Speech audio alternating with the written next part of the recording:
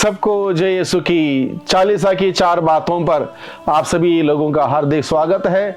सत संचार स्टूडियो के माध्यम से आपके सामने प्रस्तुत है चालीसा की चार बातें। आज फरवरी की 15 तारीख है, बृहस्पतिवार है। चालीसा के काल में हम लोगों ने कल के दिन में प्रवेश किया और आज के दिन में राग बुधवार के बाद का दिन यानी कि बृहस्पतिवार का दिन।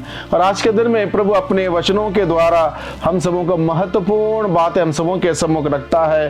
प्रभु कहता है, आज मैं तुम लोगों के सामने जीवन और मृत्यु, भलाई और बुराई दोनों रख रहा हूं।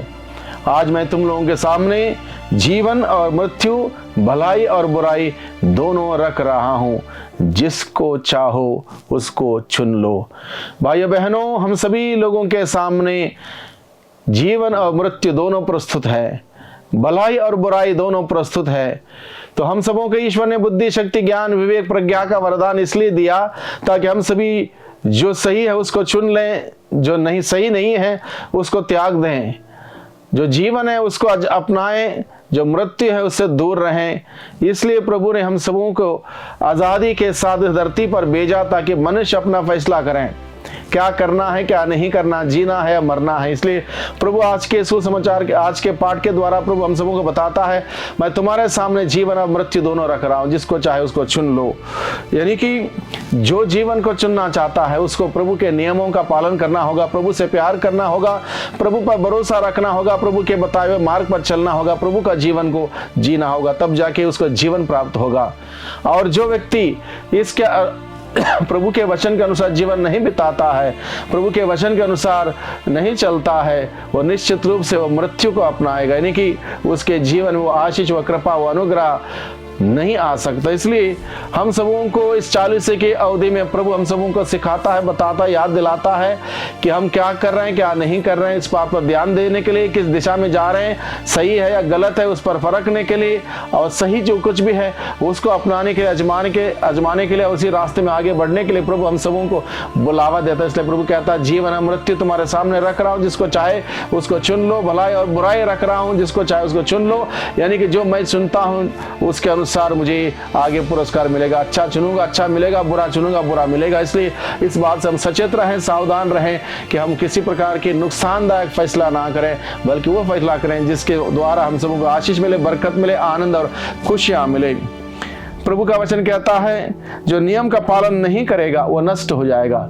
जो प्रभु के आदेश का, नियम का, हुक्म का पालन नहीं करेगा निश्चित रूप से वो नष्ट हो जाएगा। नियम, कानून, कायदे इसलिए बनाए गए हैं ताकि हम सबों का जीवन में खुशहाली हो, प्रभु का प्यार हो, प्रभु का अनुग्रह हो, प्रभु के सानिध्य में हम सभी रहें, जिए। इसलिए प्रभु ने उस नियम को बनाया। उसको अगर टालना मतलब उस नियम को रद्द करना, स्वीकार नहीं करना, उसके विपरीत जीवन बिताना, यानी कि मृत्यु को चुनना, यानी कि जीवन को नुकसान की ओर ले चलना।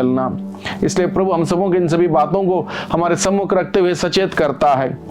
चौथी बात है आज के दिन में मनन चिंतन करने के लिए, प्रभु से प्यार करो और तुम जीवित रहोगे। प्रभु से प्यार करो यानी कि प्रभु से विश्वास करो, प्रभु पर विश्वास करो, प्रभु से प्रार्थना करो, प्रभु के साथ अपना रिश्ता संबंध जोड़े रखो और जीवन दाता से जीवन हमें मिलेगा, हम जीवित रहेंगे। ये बात आज के दिन में हम सबों को प्रभु अपने वचनों के द्वारा बताता है।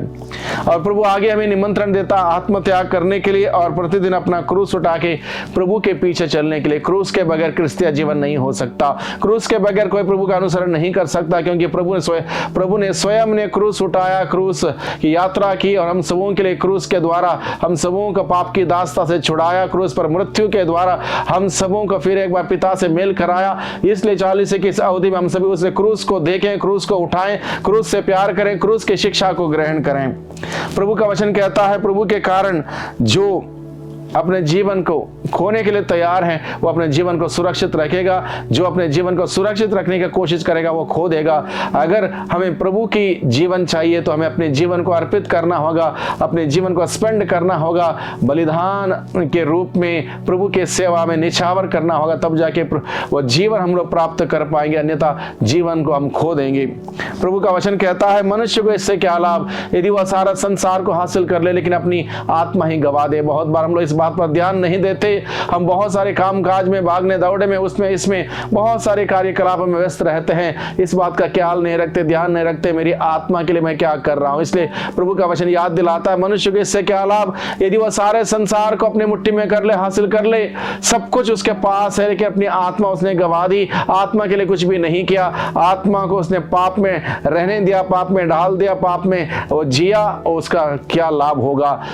जब मृत्यु हो जाएगी वह स्वर्ग नहीं पाएगा, अनंत नरक में जाएगा। इसलिए प्रभु 40 की इस अवधि में अलग अलग बातों को हमारे सम्मुख रखते हुए हम सबों को बुलावा देता, निमंत्रण देता है। इन सभी बातों पर मनन चिंतन करें, हम सभी सचेत हो जाएं, सावधान हो जाएं।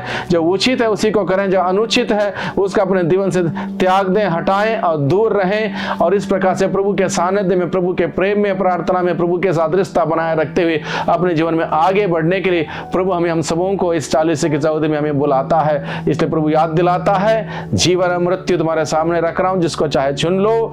जो अपने जीवन को सुरक्षित रखना चाहता है वो उसे खो देगा, जो प्रभु के कारण खोना चाहता है वो सुरक्षित रखेगा।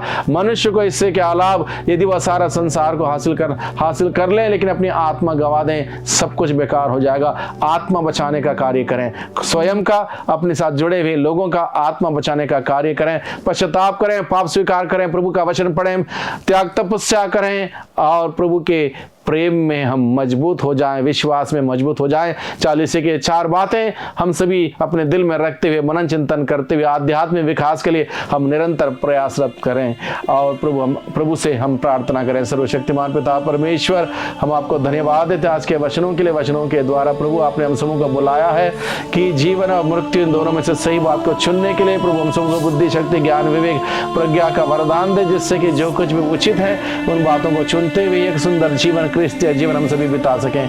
दुआ करते हैं उद्धारकर्ता यीशु मसीह के नाम से, आमीन।